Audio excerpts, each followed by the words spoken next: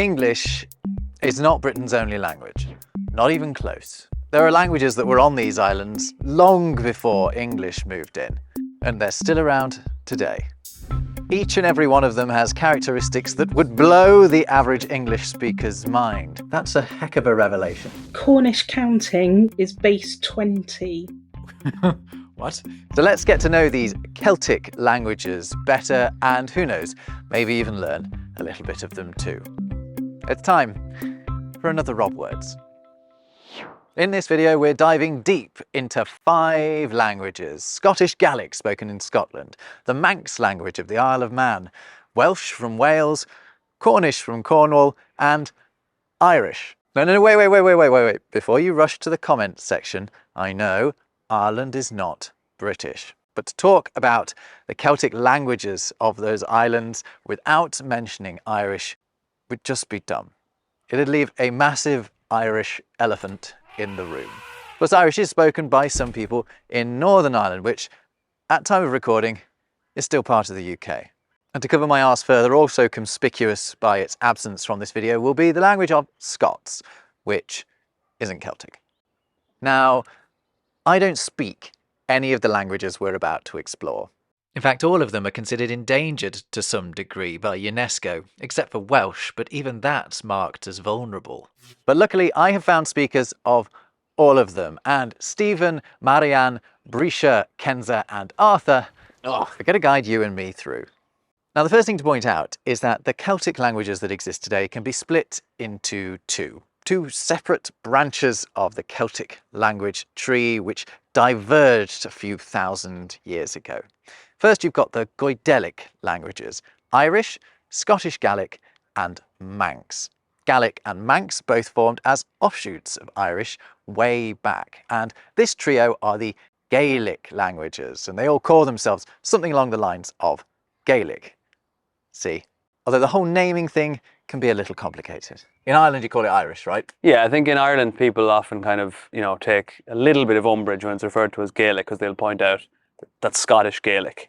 But we either call it Irish, if we're saying it in English, or Gaelga, which is the Irish word for the language. So you would be very hard pressed to find an Irish person who would ever refer to it as Gaelic. I've seen Gaelic referred to as Gaelic, Scots Gaelic, Scottish Gaelic. Which of those are legitimate to use and which maybe aren't? They're all legitimate, but also so is Gaelic. It's the name of the language in English, isn't it? So the majority of people I know in Scotland call it Gaelic, but there are folk that also call it Gaelic. Is it straightforward with Manx? Am I using the right word if I just say Manx? You are using the right word. There are lots of different ways. So people will just call it Manx, the Manx language, because it exists. But some people will call it Manx Gaelic and show its link with the other Gaelic languages. And then in Manx, we call it Gilg, Ghilg, or Gilk. So depending on the part of the island, you have different pronunciations. So that's the Gaelic branch, but then you have the Brythonic languages. These are Welsh, Cornish, and Breton, which is actually spoken in France. These languages are Celtic, but they're not Gaelic. They share an ancestral language that was forced into pockets along the west of Britain as the Anglo-Saxons drove the Celtic Britons to the fringes of the island. Of the 3, Cornish and Breton are the most similar to one another. So they think that when we split in like the 6th century, the Welsh go to Wales, what become the Cornish go to Cornwall, but also the Bretons, and then they go across the sea to Brittany. I see. So they separated from the Cornish later than Yeah. the Cornish separated from the Welsh. So how different are these languages from one another? For example, can a Welsh speaker understand Cornish? Cornish, yeah, because it's the same branch as Welsh. But Manx, Gaelic, the other branch. I mean, I could figure it out written. I could see patterns, but I wouldn't be able to understand it.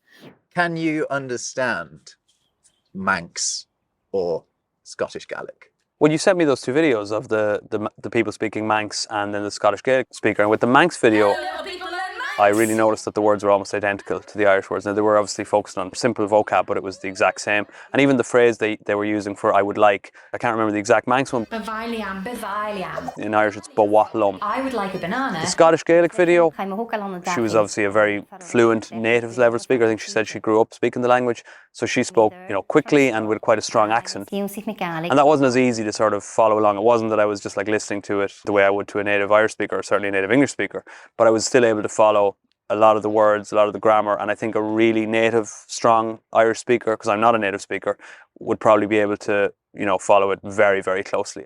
There you go. Now, one of the best ways we can support these languages is by learning them. And I found Gaelic teacher Stephen and Welsh teacher Marianne through this video's sponsor, italki.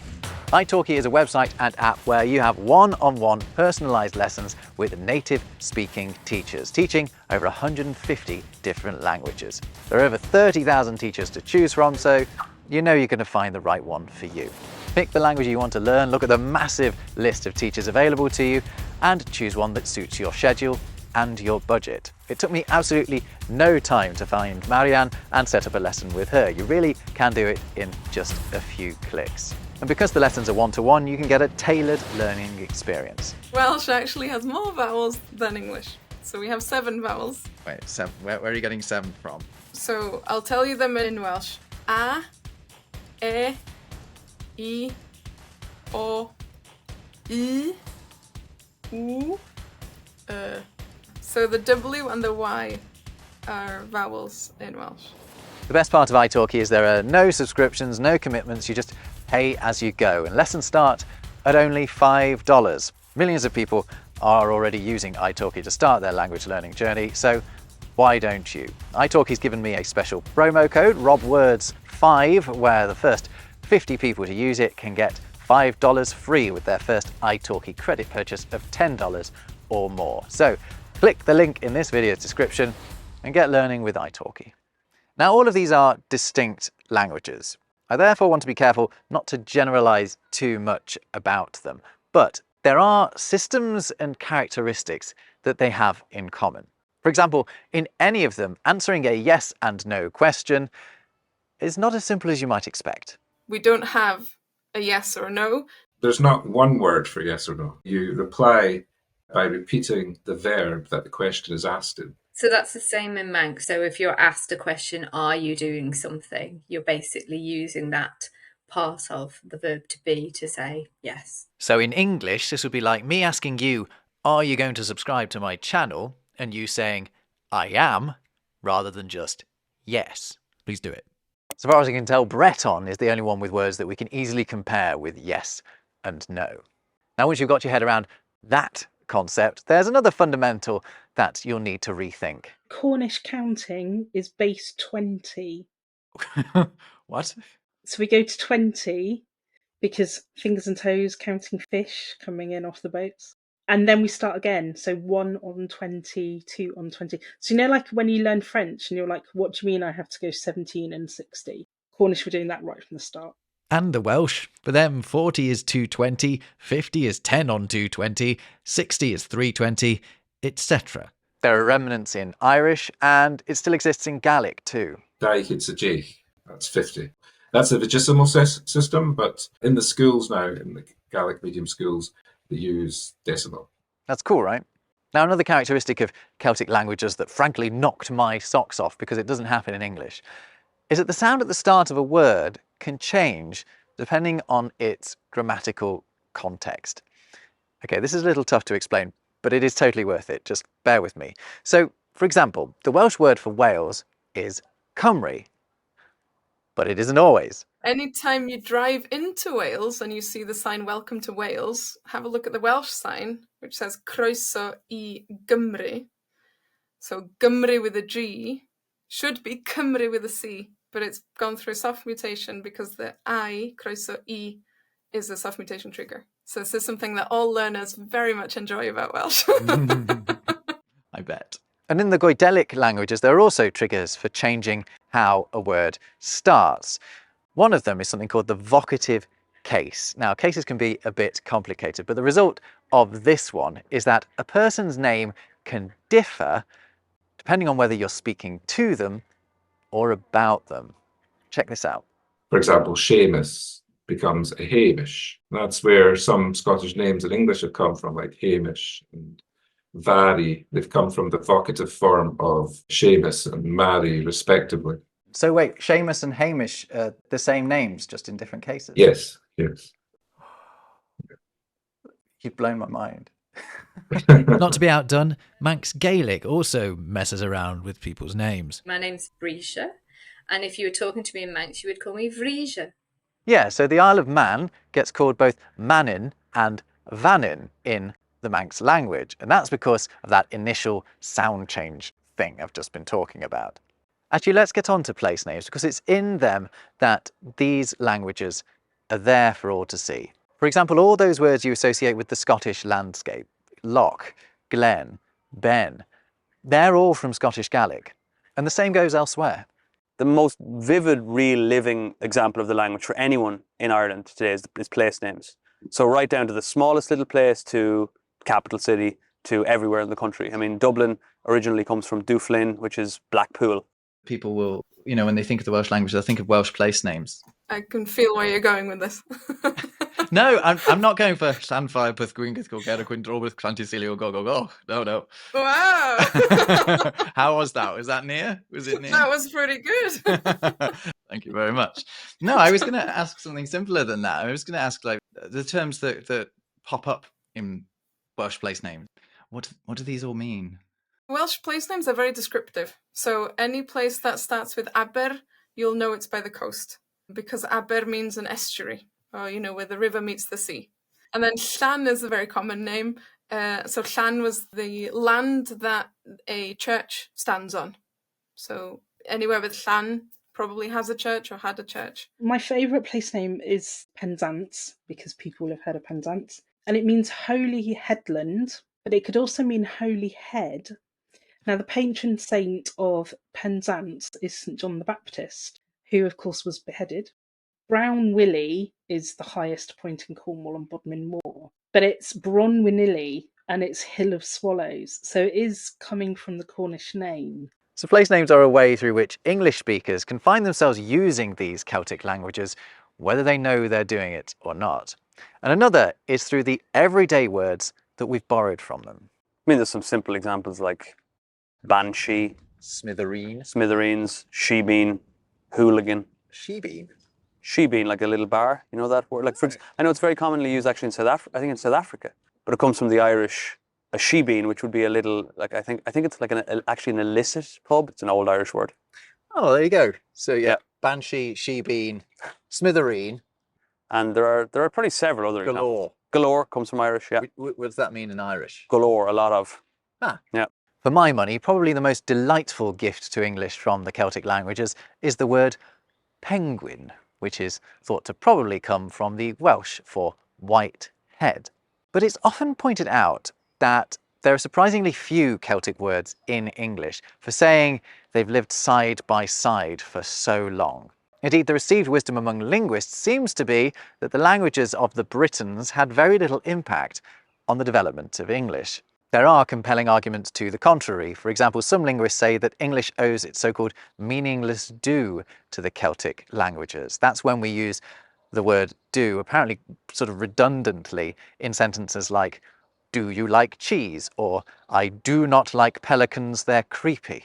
But the idea that that came from Celtic is by no means mainstream. The argument that the ancient Britons had little influence on English is usually put down to the idea that the Old English-speaking Anglo-Saxons were so uncompromising in their encounters with the locals that they made little allowance for picking up the lingo. But whether that's true or not, there's no doubt that every one of these languages has suffered as a result of the arrival of English, because they've lost speakers to English. The most extreme examples among them are Cornish and Manx, which have both, at one point or another, been declared extinct. They're now both considered revitalised, and in fact Kenza says she doesn't reckon Cornish was ever extinct at all. So basically there's this myth that Dolly Pentreath is the last speaker of Cornish, and she dies in 1777, and therefore the language dies with her. And then basically the Cornish revival because it is a revived language, is dated from 1904, and I looked at the gap between the two. So not only were books being written, books being produced, dictionaries are being produced, it's being talked about in newspapers, it's being mentioned. We know that there are families where you can trace the intergenerational transmission being such a key marker of language vitality. Is it used as a community language now? And is it used outside of the context of let's speak some Cornish? Not really, yeah. Could you see it ever being, though? It would be nice to get to that point. How we get there is the next big thing. Manx now is, and the number of speakers, is it rising? Has it did it hit a low and it's now recovering? Yeah, it's on the up. It's got this wonderful phoenix-like story. That's how we like to talk about Manx.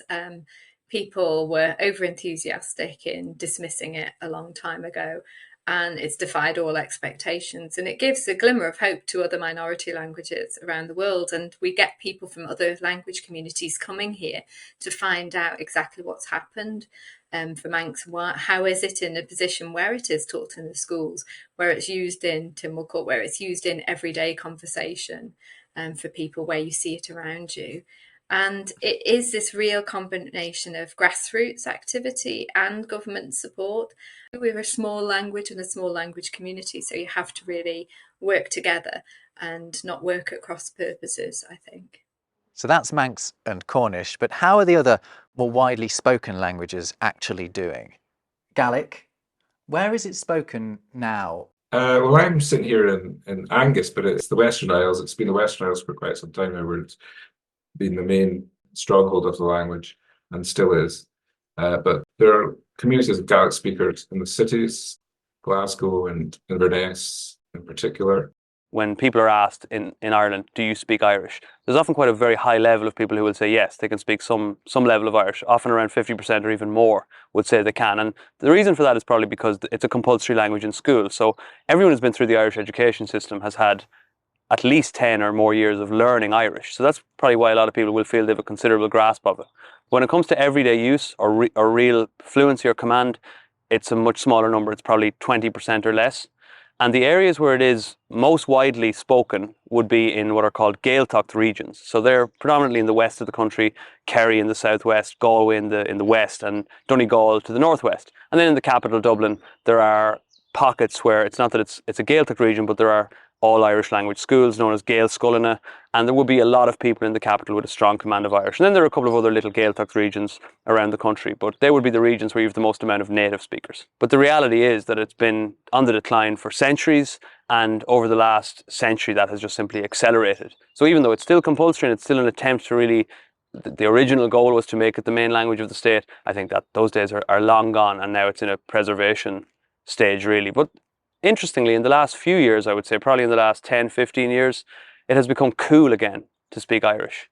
And there's a lot of young people are really embracing the language. We had a thing recently where Paul Mescal, the Irish Oscar-nominated actor, spoke Irish in an interview, sort of surprisingly off the cuff. He was asked at some red carpet event to answer a few questions. Well, tá long grog agus is astor. He did quite well. He carried off the interview. It was kind of charming. And I think a lot of people sort of identified with that. And I think there's people who now embrace it much more from that perspective. Okay, I don't have to be a wonderful speaker, but it's something that our ancestors spoke. It's something that a lot of people are proud of, and we should connect with it. How raw and sore is the issue of English oppression of Welsh? It depends who you ask, I guess. But I think it's there all the time, I would say. There's always something in the news. Someone has said something, some famous person has made some jibe, or, it's a bit of a joke on some comedy show, or it's tiring,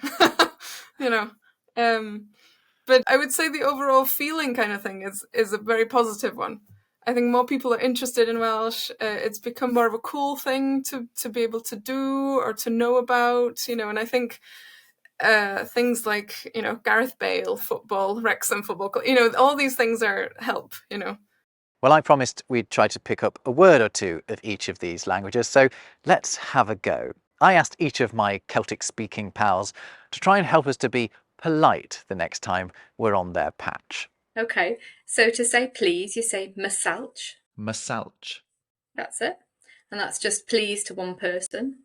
We have singular and plural, but we'll just do the singular. And thank you, you say guramayed. Guramayed. Guramayed. That's it. It's the most common expression in Gaelic. It's Kimaraha. Kimura Perfect. You said it well. That's true. Good to Kimaraha. What like is it that are you? That's what you're saying. How are you? But it's just used for hello, essentially. Kimaraha. Good morning in Welsh is bore da. Bore Bore da. da. Bore is good, is it? Is that good, or is that? Bore means morning. Aha, okay. Bore da. Other way around. Yeah. Okay, Bore so da. it's morning good. Maybe you could just tell me how to say goodbye. Okay, so dda weles. Dda weles. Dda weles. Dda weles. So that's another of those DH sounding like TH, because it's DHA. Dda weles. So how do I do this without coming across as the well-meaning, ignorant English guy? I think you're doing a pretty good job of it. I think the key to that is, listen to what you're told. Yeah. When someone says, don't say Gaelic, don't say it again. Thank you so much to my mate Arthur there. And also to Brisha and to Stephen and Kenza and Marianne, who has her own YouTube channel, by the way, you should check that out. What a great bunch of people. And what beauty lies in their languages. Use them or lose them. If you've enjoyed this video, I've got plenty more here on my channel, and I've also just started a podcast with fellow internet word nerd Jess Zafaris. It's called Words Unravelled, and you can either watch it here or listen to it wherever you get your podcasts. I'll also leave a link below. And I'll catch you in the next thing. Guramayed. Goodbye.